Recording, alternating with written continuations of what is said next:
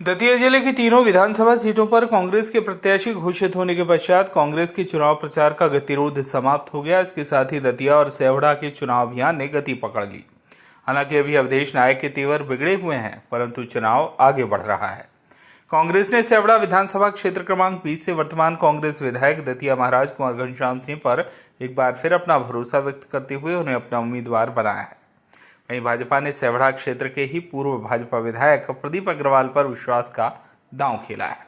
इससे पहले अग्रवाल ने भाजपा की टिकट पर सेवढ़ा के चुनाव में कांग्रेस प्रत्याशी घनश्याम सिंह से 8,809 मतों से विजय प्राप्त की थी। वहीं 2018 में प्रदीप अग्रवाल पर पार्टी ने भरोसा नहीं किया और राधेलाल बघेल को सेवढ़ा से प्रत्याशी बनाया। इस चुनाव में कांग्रेस के घनश्याम सिंह ने राधेलाल बघेल को 33,268 मतों से पराजित किया। इस बार सेवढ़ा में त्रिकोणीय मुकाबला संभावित है। 2018 में यहां से बीएसपी के प्रत्याशी के रूप में चुनाव लड़ चुके डॉक्टर लाखन सिंह यादव भी ओबीसी और दलित वर्ग के बीएसपी वोटों के ध्रुवीकरण के सहारे अपनी स्थिति मजबूत कर चुके हैं।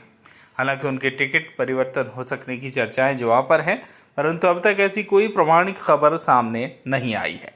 दूसरी तरफ टिकट न मिलने से हताश होकर कांग्रेस की विंग पिछड़ा वर्ग कांग्रेस के कार्यवाहक प्रदेश अध्यक्ष दामोदर यादव ने बगावत करते हुए कांग्रेस की प्राथमिक सदस्यता सहित सभी पदों से इस्तीफा देकर आजाद समाज पार्टी ज्वाइन कर ली है।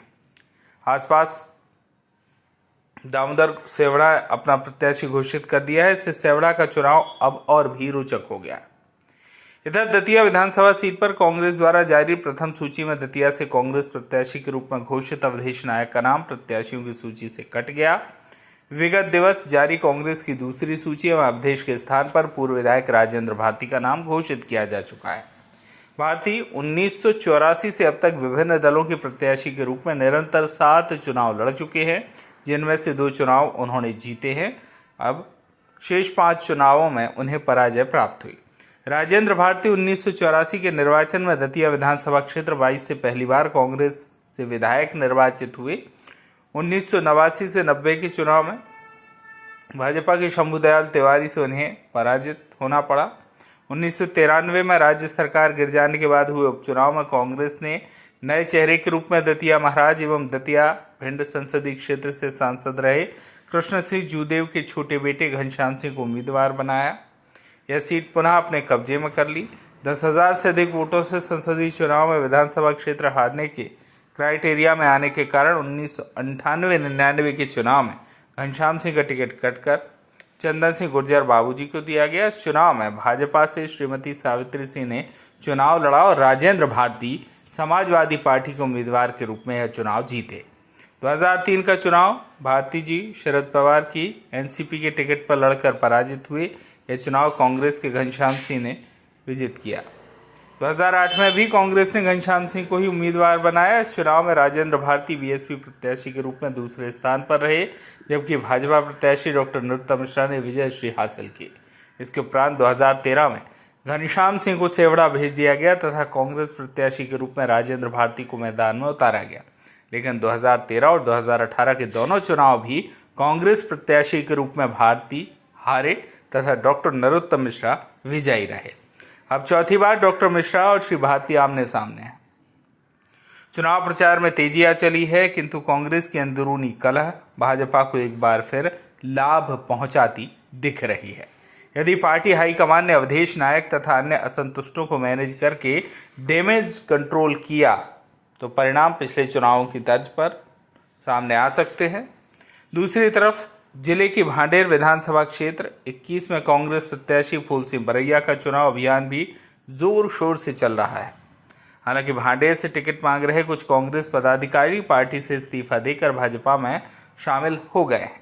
इससे भाजपा का भांडेर में भी मजबूत होना बताया जा रहा है, परंतु पूर्व गृह मंत्री महेंद्र बौद्ध की बीएसपी से कांग्रेस में वापसी के बाद भांडेर में फूल सिंह बरैया को एक अतिरिक्त हाथ मिलता दिखाई दे रहा है, बशर्ते बौद्ध जी भांडेर चुनाव में कांग्रेस के प्रचार अभियान से जुड़ें।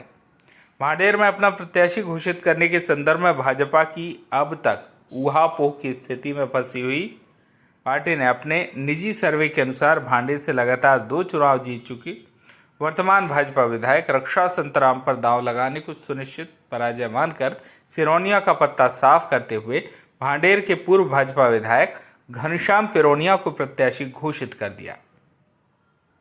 वहीं रक्षा संतराम पर ज्योतिरादित्य सिंधिया का वरदस्त होने के कारण उनका टिकट कटने के बाद भांडेर भाजपा में भीतरी या बाहरी बगावत के भी आसार बन गए।